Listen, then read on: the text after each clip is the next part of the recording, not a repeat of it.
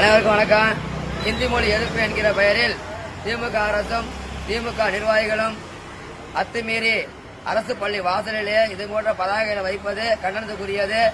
இது போன்ற அரசு பள்ளி மாணவர்கள் எந்த மொழியை பேச வேண்டும் என்று முடிவு செய்வதற்கு இவர்கள் யார் என்று தெரியவில்லை. இவர்கள் இந்தி மொழி எதிர்க்க வேண்டும் என்றால், மும்மொழி கொள்கையை எதிர்க்க வேண்டும் என்றால் அரசு பள்ளிகளில் வைப்பதை விட திமுக அமைச்சர்கள், பெரும்பான்மையான அமைச்சர்களுக்கு சிபிஎஸ்இ பள்ளி நடத்தி கொண்டிருக்கிறார்கள். அவர்களின் பள்ளிகளிலே நீங்கள் கொண்டு இது போன்ற பதாகைகள் வைக்க துணிவு இருக்கிறதா, திராணி இருக்கிறதா?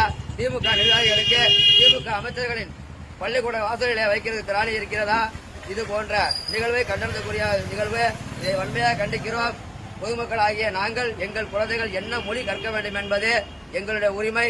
தனியார் பள்ளிக்கூடங்களிலே ஹிந்தி இருக்க வேண்டும், தனியார் பள்ளிக்கூடங்களிலே மற்ற மொழிகள் இருக்க வேண்டும் என்று நினைக்கும் இந்த திமுக அரசு பள்ளியில் மட்டும் விதிவிலக்காக இது போன்ற மோடி அதை செய்தார் இதை செய்தார் என்று மக்களை குழப்புகின்ற மனநிலையை மாற்றிக்கொள்ள வேண்டும்.